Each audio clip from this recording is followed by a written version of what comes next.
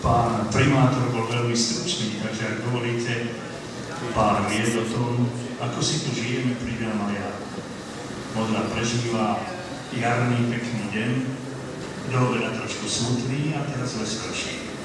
Do obeda sme otvorili nový stánok smutku na Vodorádskom cintoríne a musíme to do seba nejak dostať. A dostaneme to pohárom dobrého malokarpatského moku.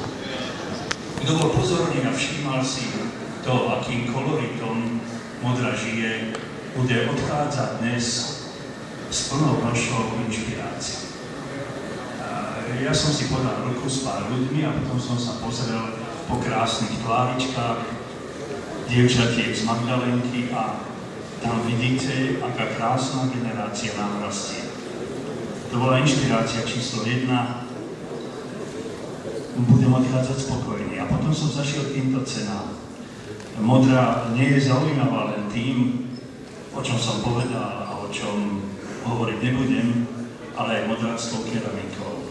Vzácne a zlaté ruky, a to nevravím preto, že predseda spolku sa volá Jakubec a jeho žena je Danka Jakubcová, vytvorili tak nádherné a inovované modránskymi vzormi ilustrované taniere, aké víťazi dnešnej súťaže nedostanú nikde v Európe a nikde na svete. Ak teda verejne chcem niekoho pochváliť, tak je Danku Jakubcovú, ktorá vytvorila skutočne nádherné a majstrovské kusy. Väčšina z vás ako Malokarpaťanov si dá naliať do pohára biele víno. My ako Malokarpaťan sú. Ktorí ma poznajú, viete, že Modra je krajom, kde sa v minulosti nedarilo modrým vínam. Za 8 rokov jestvovania Vitis Aurea to Ačko sa nám trošku nejak pokrivilo. Čím to asi bude? Sme si zvykli aj na zaujímavé červené vína, ktoré pochádzajú z modrých. Starí Modrania hovorili z černých odvod.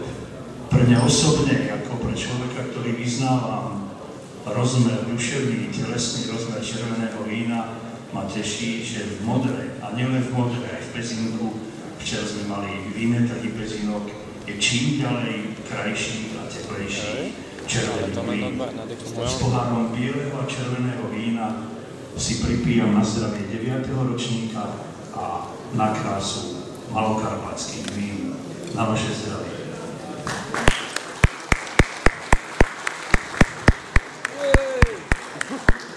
Ďakujem profesorovi Malinkovi, ako ináč poeticky a pekne odneseme si z toho domov krásne myšlenky. Pán inžinier Sodoma.